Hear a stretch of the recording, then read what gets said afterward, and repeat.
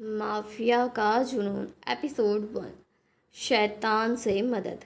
रात का समय था। चारों तरफ सन्नाटा पसरा हुआ था, लेकिन उस सन्नाटे के पीछे छुपा था एक ऐसा सच जिसे जानकर किसी की भी रूह कांप जाए। शहर से दूर एक सुनसान इलाके में बना पुराना और जर्जर गोदाम, बाहर से देखने में बिल्कुल वीरान, लेकिन अंदर कई जिंदगियां कैद थी। गोदाम में अंदर हल्की हल्की पीली रोशनी टिमटिमा रही थी। दीवारें गंदी और टूटी हुई थी, जिन पर समय की मार साफ नजर आ रही थी। जमीन पर बिखरी हुई धूल, कानों में पड़े पुराने डिब्बे, और बीच में ज़मीन पर बैठी या लेटी हुई लड़कियां। वहाँ लगभग 20-25 लड़कियां थी, कुछ बेहोश, कुछ आधी नींद में, और कुछ तो ऐसी कि जो सब समझाते हुए भी बेबस थी। उनकी आंखों में डर था, इतना गहरा डर है जो शायद शब्दों में भी बयान नहीं किया जा सकता। उन सबको नशे की दवा देकर शांत रखा जाता था, ताकि वे भागने की कोशिश भी ना कर सके। गोदाम के बाहर 4-5 आदमी बंदूकें लिए पहरा दे रहे थे। उनके चेहरे पर कोई भाव नहीं था, जैसे यह सब उनके लिए रोज का काम हो। तभी उनमें से एक आदमी सिगरेट का कश लेते हुए बोला, सुना है आज नई लड़की आई है? दूसरा आदमी हंसी के साथ बोला, हाँ, और सुना है बहुत खूबसूरत है, इस बार तो अच्छा पैसा मिलेगा। तीसरा आदमी पास आकर बोला, बॉस खुद देखने वाले हैं, उसे खास माल बताया है। उसकी बातें सुनकर ऐसा लग रहा था कि वैसे जिन वो इंसानों की नहीं, किसी सामानों की बात कर रहे हो। तभी दूर से गाड़ी के आने की आवाज़ सुनाई दी। सभी चौकन्ने हो गए। एक काली एसयूवी कार आकर गोदाम के सामने रुकी। गाड़ी से 3-4 आदमी उतरे। उनके साथ एक लड़की थी, जिसकी आंखों पर काली पट्टी बंधी हुई थी। उसके हाथ कसकर पकड़े हुए थे। वो खुद को छुड़ाने की कोशिश कर रही थी। छोड़ो मुझे, कौन हो तुम लोग, मुझे जाने दो। उसकी कांपती हुई आवाज़ उस सन्नाटे को चीर रही थी, लेकिन किसी को कोई फर्क नहीं पड़ रहा था। उनमें से एक आदमी ने झुंझला कर कहा, चुपचाप चल, ज़्यादा ड्रामा मत कर। लड़की को घसीटते हुए अंदर ले जाया गया। जैसे ही वे लोग अंदर पहुंचे, वहां बैठी बाकी लड़कियों की नज़र उस लड़की पर टिक गई। कुछ की आंखों में सहानुभूति थी, तो कुछ की आंखों में डर और गहरा हो गया। आदमी लड़की को जोर से जमीन पर धक्का दे दिया। वह दर्द से कर्रा उठी। आह! उसका हाथ अभी भी कांप रहा था। सांसें तेज चल रही थी। एक आदमी ने उसकी आंखों से पट्टी हटाई। जैसे उसकी आंखों से अंधेरा हटा, वह घबरा कर चारों ओर देखने लगी। उसकी नज़रें वहां मौजूद हर लड़की पर पड़ी, और फिर आदमियों पर, जिनकी आंखों में आंसू भर गए। ये जगह क्या है? उसने धीमी लेकिन कांपती आवाज़ में पूछा। कोई जवाब नहीं मिला, बस एक खतरनाक हंसी गुजरी। अब यही तेरी दुनिया है, एक आदमी ने कहा। वह लड़की सच में बहुत ही खूबसूरत थी। गोरा चेहरा, बड़ी बड़ी आंखें, जिनमें इस वक्त सिर्फ डर था और मासूमियत, जो अभी तक इस दुनिया की सच्चाई से अनजान थी। ये थी आकांक्षा सिंघानिया, एक ऐसी लड़की जिसने कभी सोचा ही नहीं था कि उसकी ज़िंदगी इस मोड़ पर आ जाएगी। उसके दिमाग में अचानक पिछले कुछ दिनों की सारी बातें घूमने लगी। कुछ दिन पहले आकांक्षा अपने चेहरे कमरे में खड़ी थी। उसके चेहरे पर तनाव साफ साफ नजर आ रहा था। नीचे हॉल में तेज आवाज़ आ रही थी, उसके पापा की आवाज़, उसकी सौतेली माँ की। मैंने कहा ना, मुझे ये लड़की अब इस घर में नहीं चाहिए, उसकी सौतेली माँ ने गुस्से में चिल्ला रही थी। लेकिन बेटी है वो मेरी, उसके पापा की आवाज़ में मजबूरी भी थी। बेटी है तो संभालो उसे, मेरे बेटे के सामने आने की ज़रूरत नहीं है उसे। आकांक्षा ये बात सुन रही थी, उसके आंखों में आंसू थे।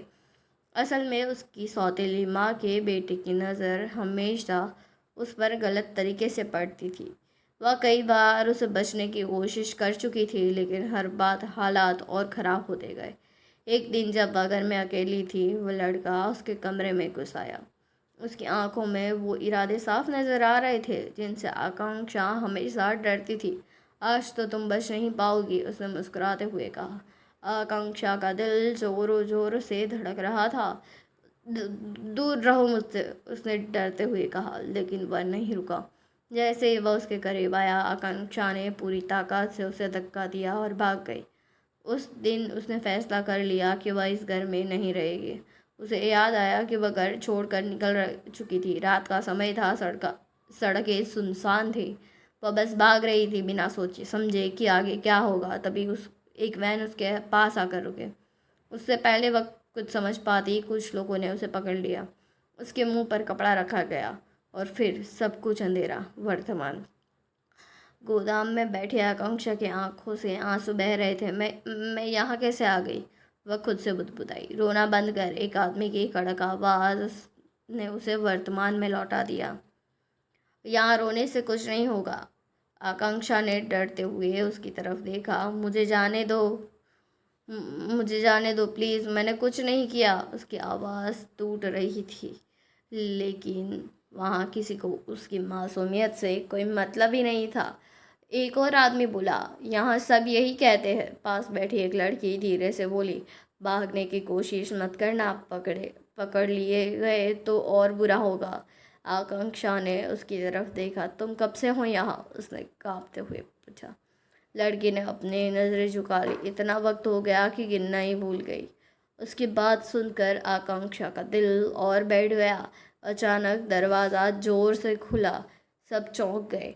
एक लंबा चौड़ा आदमी अंदर आया। उसके साथ गार्ड भी थे। उसकी आंखों में शक्ति थी और चेहरे पर खौफ। कौन है नई लड़की? उसकी ठंडी आवाज़ में पूछा।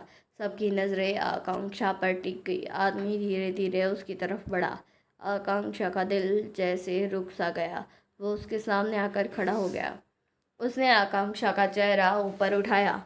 कुछ सेकंड तक उसे गौर से देखता रहा, फिर उसके होठों पर हल्की सी मुस्कान आई। सच में बहुत खास है, उसने कहा। आकांक्षा ने डर के मारे आंखें ही बंद कर ली। उस आदमी ने गार्ड से कहा, इसलिए अगल कमरे में रख दो, बॉस के लिए। ये सुनकर आकांक्षा के पैरों से ज़मीन खिसक गई। नहीं नहीं, प्लीज़ मुझे मत ले जाओ, वह रोने लगी। लेकिन उसकी बात सुनने वाला कोई नहीं था। दो गार्ड्स ने उसे पकड़ लिया और घसीटते हुए बाहर ले जाने लगे।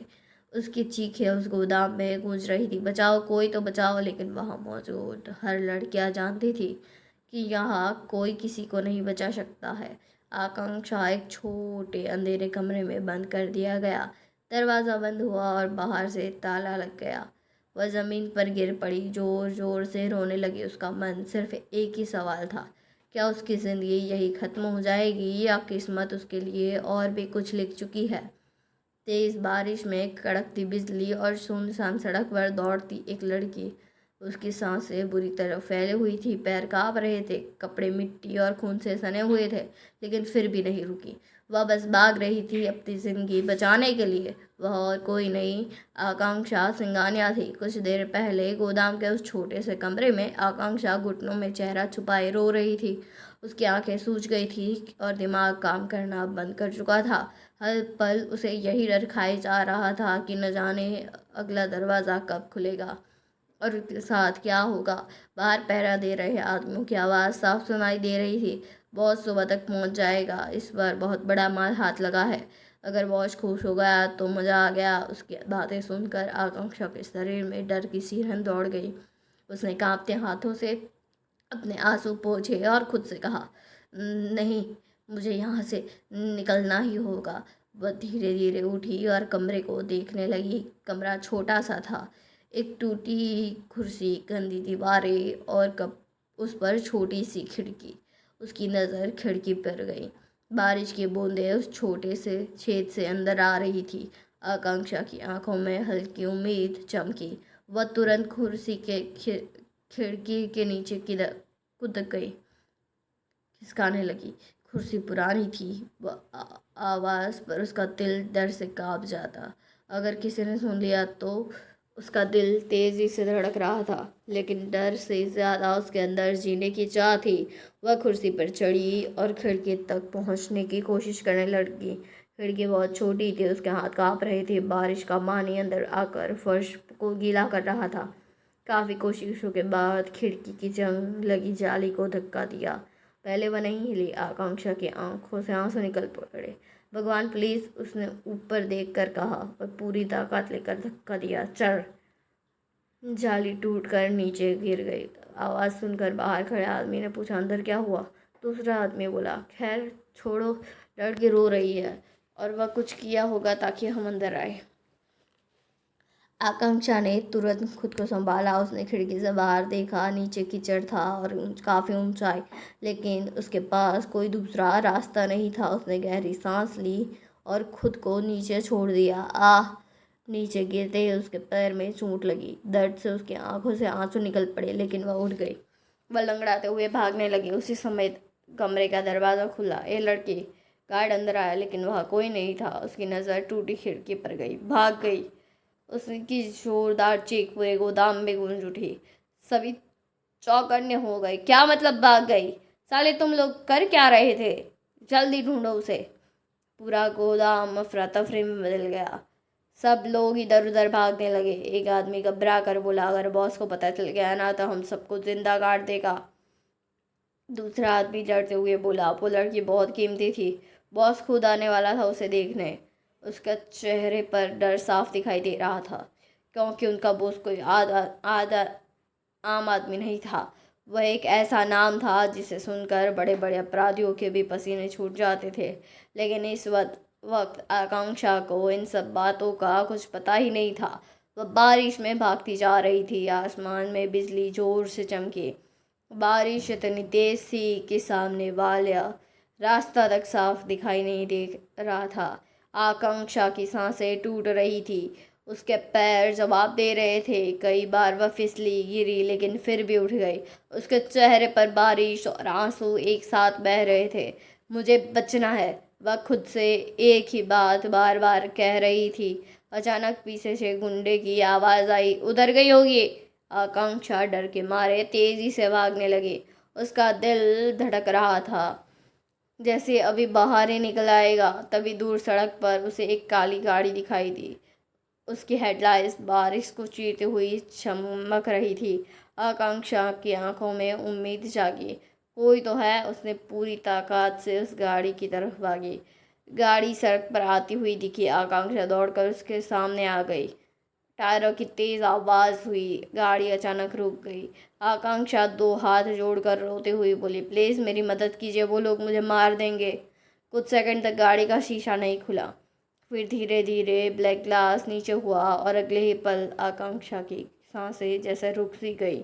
गाड़ी के अंदर बैठा आदमी खतरनाक आभा लिए हुए था। काला सूट, हाथ में महंगी घड़ी, चेहरे पर अजीब सी शांति, लेकिन उसकी आंखें इतनी ठंडी कि जैसे किसी की भी रूह कांप जाए। उसके पीछे दो और गाड़ियां खड़ी थी, जिसमें हथियारों से लैस आदमी बैठे थे। आकांक्षा को कुछ समझ ही नहीं आया। बस रोते हुए, प्लीज़ मुझे बचा लीजिए। अंदर बैठा आदमी उस बिना कुछ बोले उसकी तरफ देखता रहा। उसकी नज़रें आकांक्षा के चेहरे पर टिक गई। बारिश में भीगी हुई, डरी हुई, टूटी हुई लड़की। ड्राइविंग सीट पर बैठा आदमी बोला, सर निकलना चाहिए यहाँ से। लेकिन पीछे बैठा आदमी अभी चुप था। उसकी उंगलियां धीरे धीरे सीट पर टैप कर रही थी। फिर उसने पहली बार बोलना शुरू किया। उसकी आवाज़ बेहद धीमी लेकिन खतरनाक थी। कौन हो तुम? लेकिन आकांक्षा ने कांपती आवाज़ में कहा, मेरा नाम आकांक्षा है और कुछ लोग मुझे पकड़ कर ले गए थे, मैं वहाँ से भाग कर आई हूँ। आदमी की आंखें हल्की सी सिकुड़ गई। कौन लोग? मुझे नहीं पता, उसने रोते हुए कहा। प्लीज़ मुझे बचा लीजिए। तभी पीछे वाली गाड़ी से एक आदमी आकर जल्दी से उसके पास आया। सर, इस आदमी ने झुककर बोला, गोदाम वाले लोग इसकी इसी तरफ लड़की को ढूंढ रहे हैं। आकांक्षा डर गई। उसने कुछ सुना नहीं, पर उसे लग रहा था कि वह उसे छोड़ देगा। उसने तुरंत गाड़ी का दरवाज़ा पकड़ लिया। प्लीज़ प्लीज़ मुझे मत छोड़िए। उसकी आंखों से लगातार आंसू बह रहे थे। कुछ सेकंड तक खामोशी छाई रही। फिर अंदर बैठे आदमी ने धीरे से कहा, बैठ जाओ। आकांक्षा ने बिना समय गवाए तुरंत गाड़ी में बैठ गई। दरवाज़ा बंद होते ही गाड़ी आगे बढ़ गई। आकांक्षा ने राहत की सांस ली। उसे लगा अब शायद वह सुरक्षित है, लेकिन उसे नहीं पता था कि उसने जिस आदमी से उसने मदद मांगी थी वह कोई फरिश्ता नहीं, बल्कि खुद इस अंधेरी दुनिया का सबसे बड़ा शैतान था।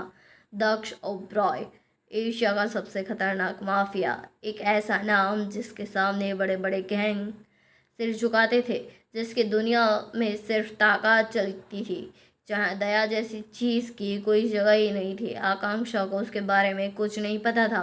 वो मासूमियत से उसे अपना रक्षक समझ बैठी थी। गाड़ी के अंदर सन्नाटा पसरा हुआ था। आकांक्षा लगातार कांप रही थी। दक्ष की नज़रें बार बार उसी पर जा रही थी। उसके हालात देखकर उसके चेहरे पर कोई भाव नहीं था। कुछ देर बाद उसने पूछा, घर कहाँ है तुम्हारा? आकांक्षा की आंखें झुक गई। कोई घर नहीं है मेरा।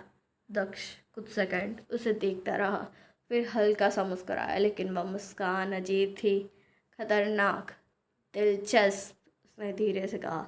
तभी उसका फ़ोन बजा। उसने कॉल रिसीव किया। दूसरी तरफ से किसी ने घबराई हुई आवाज़ में कहा, सर, गोदाम से लड़की भाग गई है। दक्ष की आंखें अचानक आकांक्षा पर टिक गई। पूरी गाड़ी में खामोशी छा गई। क्या कहा तुमने? उसकी आवाज़ अब बर्फ जैसी ठंडी हो चुकी थी। आकांक्षा डर कर उसकी तरफ देखने लगी। दूसरी तरफ से आवाज़ आई, सर, वो लड़की हाथ से निकल गई। दक्ष बिना कुछ कहे कॉल काट दिया। फिर उसकी नज़रें धीरे धीरे आकांक्षा पर गई। पहली बार उसकी आंखों में खतरनाक चमक उभरी। आकांक्षा का दिल दर्द से कांप उठा। उसे महसूस हुआ शायद वह एक नरक माफिया का जुनून। एपिसोड 2, शैतान का महल। बारिश अब भी लगातार हो रही थी। काली लंबी गाड़ी सुनसान सड़क को चीरते हुए आगे बढ़ रही थी। अंदर बैठी आकांक्षा लगातार कांप रही थी। उसके कपड़े भीग चुके थे, बाल चेहरे से चिपके हुए थे और आंखों में डर साफ दिखाई दे रहा था। वो बार बार चुपके से अपने पास बैठे आदमी को देख रही थी। उस आदमी की मौजूदगी ही अजीब थी, खामोश लेकिन खतरनाक। गाड़ी के अंदर बैठे बाकी लोग भी उसे सर कहकर संबोधित कर रहे थे। किसी की हिम्मत ही नहीं हो रही थी कि उसकी आंखों में आंखें डालकर बात करने की। लेकिन आकांक्षा अभी भी नहीं जानती थी कि जिस आदमी के साथ वह बैठी है वह कोई आम इंसान नहीं है। वह था दक्ष ओबरॉय, अंडरवर्ल्ड का वो नाम जिसे बड़े बड़े लोग, गैंग डरते थे। एशिया का सबसे खतरनाक माफिया, जिसकी दुनिया में कानून नहीं, सिर्फ उसका फैसला चलता था। उसके लिए इंसानों की जान की कुछ कीमत ही नहीं थी। पैसा, ताकत, डर, यही उसकी पहचान थी। और लड़कियां, वे उसके लिए सिर्फ एक रात का खिलौना थी। उसके आलीशान विला में हर रात नई लड़कियां आती थी और सुबह टूट कर चली जाती थी। दक्ष को कभी किसी की आंखों में के आंसू से फर्क ही नहीं पड़ता था। उसके लिए मासूमियत कोई मायने ही नहीं रखती थी। और आकांक्षा भी उसी दुनिया में कदम रख चुकी थी। कुछ देर बाद एक गाड़ी एक विशाल विला के सामने जाकर रुकी। आकांक्षा ने जैसे ही बाहर देखा, उसकी आंखें हैरानी से फैल गई। इतना बड़ा घर उसने पहले कभी नहीं देखा था। ऊंची ऊंची दीवारें, चारों तरफ हथियार से लैस सिक्योरिटी, महंगी गाड़ियाँ और हर कोने में खौफ का माहौल था। विला किसी महल से कम नहीं था, लेकिन उसके अंदर अजीब सा डर छुपा हुआ था। गाड़ी के रुकते ही एक आदमी तुरंत छाता लेकर आया और गाड़ी का दरवाज़ा खोला। सर, दक्ष बिना कुछ बोले नीचे उतरा। उसकी चाल में एक ऐसा रौब था कि सामने खड़े लोग खुद सिर झुका लेते थे। आकांक्षा धीरे धीरे गाड़ी से उतरी। उसके पैर अब भी कांप रहे थे।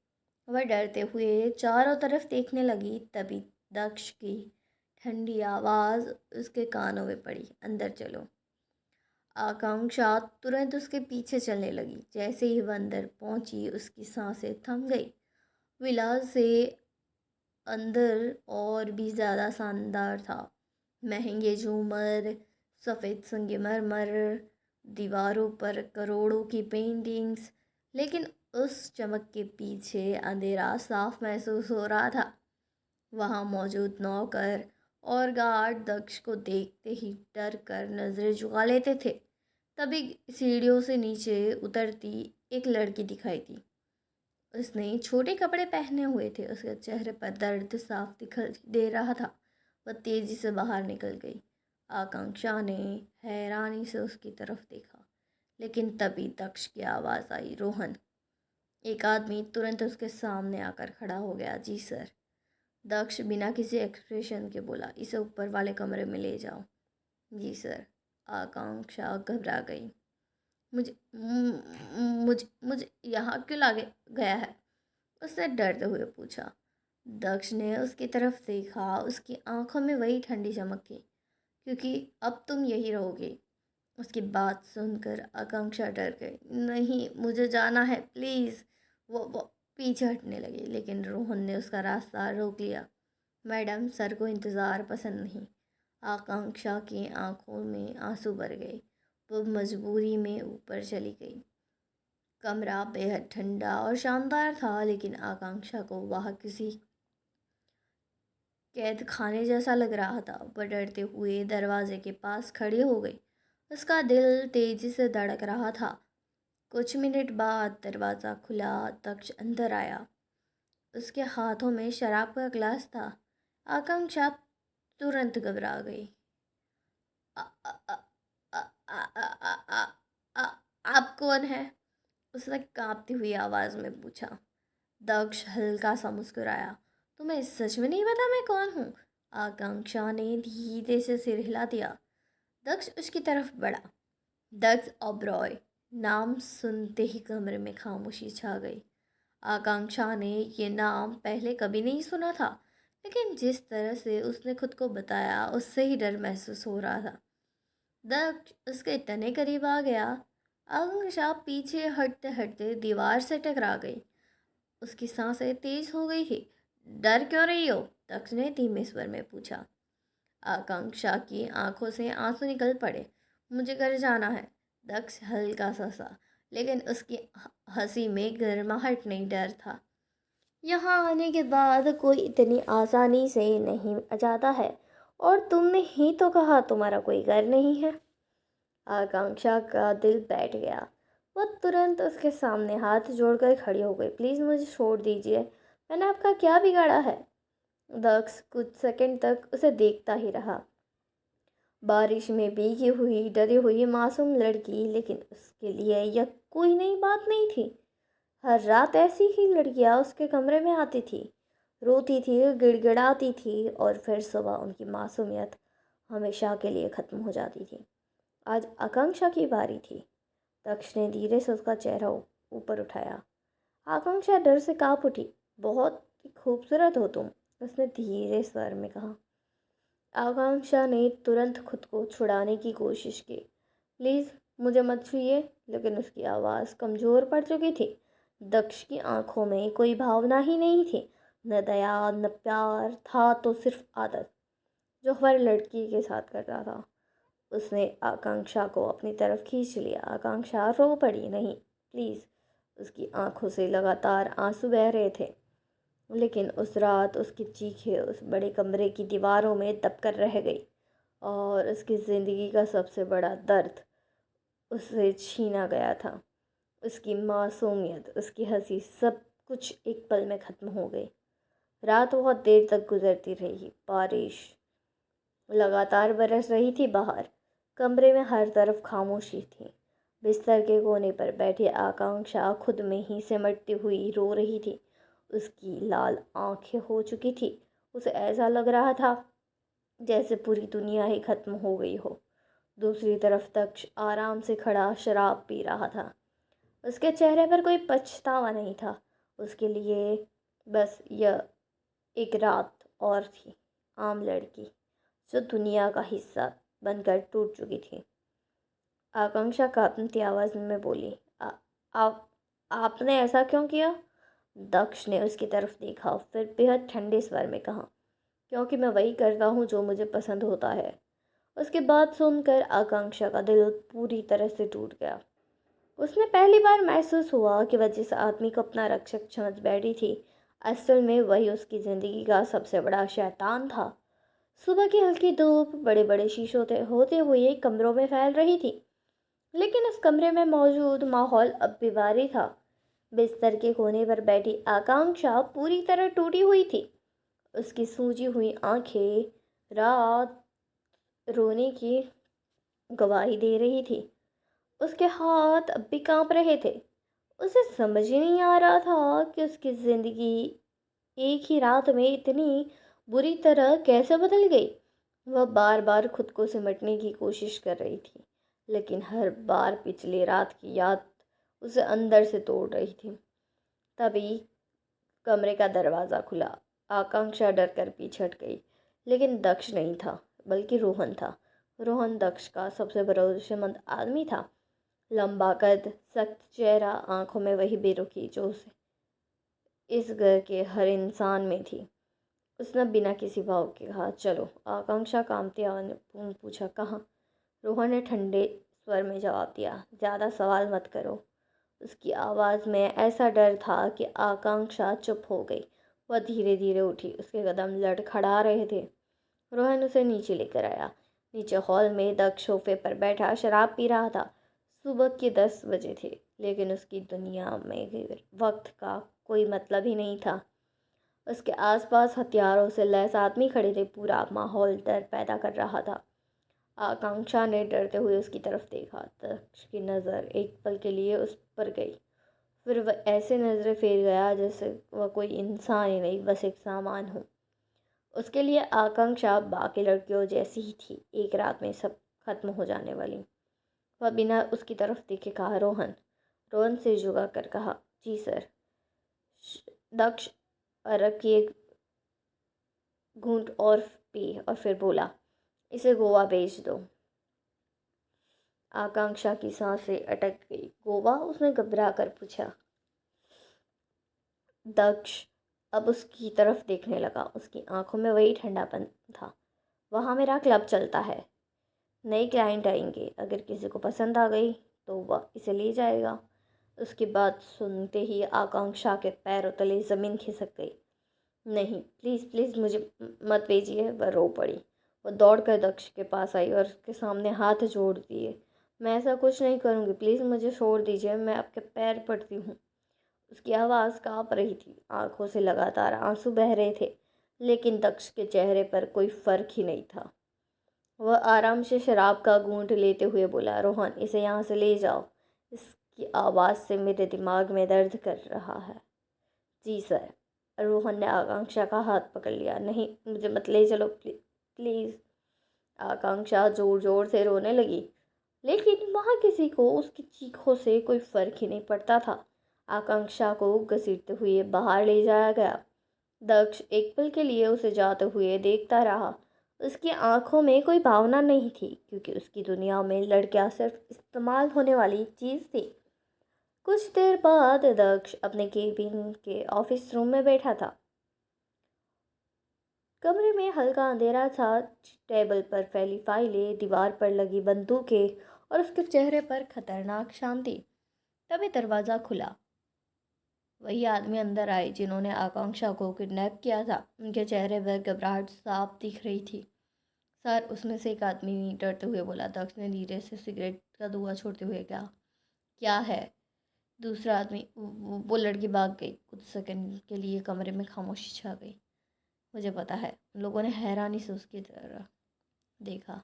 वह मेरे पास आई थी, मैंने उसे गोवा भेज दिया। उसकी बात सुनते ही सब ने राहत की सांस ली। एक आदमी जल्दी से बोला, थैंक गॉड सर, हमें लगा अगर आपको पता चल गया तो। दक्ष ने घूरा। वह आदमी तुरंत चुप हो गया।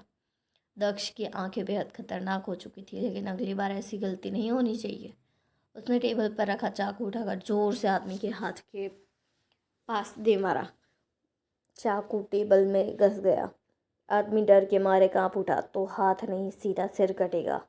दक्ष चाकू टेबल पर से निकालते हुए बोला, कमरे में सन्नाटा छा गया। सॉरी सर, दक्ष ने हाथ के इशारे से उन्हें जाने को कहा। सभी जल्दी जल्दी वहाँ से निकलने लगे, लेकिन तभी उनमें से एक आदमी की जेब से कुछ नीचे गिरा।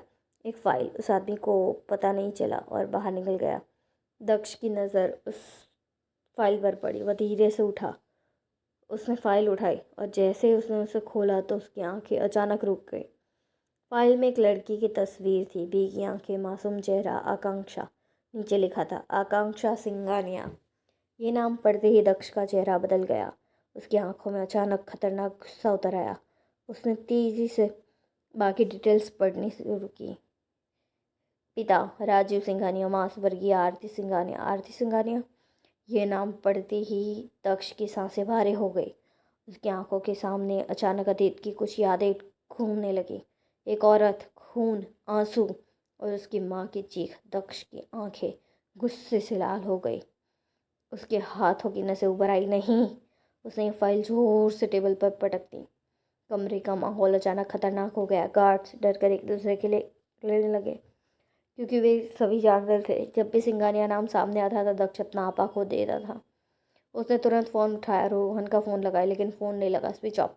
दक्ष का गुस्सा बढ़ गया। उसने दोबारा कॉल किया, फिर से वही। उसकी मुट्ठियाँ भीज गई। शट! उसने गुस्से से टेबल पर रखा ग्लास दीवार पर दे मारा। कांच के टुकड़े पूरे कमरे में बिखर गए। बाहर खड़े लोग डर से कांप उठे। दक्ष तेजी से सांस ले रहा था। उसकी आंखों में अब सिर्फ आग थी। उसने पहली बार महसूस हुआ जिस लड़की को उसने एक आम लड़की समझकर अपनी दुनिया में धकेल दिया, ये वह कोई और नहीं, आरती सिंघानिया की बेटी थी। उस औरत की बेटी जिसकी वजह से उसकी माँ की ज़िंदगी बर्बाद हुई थी। जिस नाम से उसे नफरत थी, आज उसी नाम की लड़की के उसके हाथों बर्बाद हो चुकी थी। लेकिन सबसे ज़्यादा उसे एक बात जला रही थी। उसने आकांक्षा को गोवा भेज दिया था, उस नरक में जहाँ लड़कियाँ कभी वापस ही नहीं आती थी। दक्ष ने तुरंत अपने आदमियों की तरफ देखा। गाड़ी निकालो। उसकी आवाज़ इतनी खतरनाक थी कि सब लोग घबरा गए। सर सर, क्या हुआ? दक्ष ने गुस्से में चिल्लाया। रोहन को ढूंढो अभी। उसकी आंखों में पहली बार बेचैनी दिखाई दे रही थी और दूसरी तरफ आकांक्षा अनजान थी कि उसकी ज़िंदगी का सबसे बड़ा शैतान अब उसे वापस पाने के लिए एक तरफ जल रहा था। दोस्तों, कहानी कैसी लग रही है? कमेंट, लाइक करके ज़रूर बताइएगा और चैनल को सब्सक्राइब करिएगा। मिलते हैं writer Lakshmi Kumari and Ajay miss Patel के साथ अगले वीडियो में।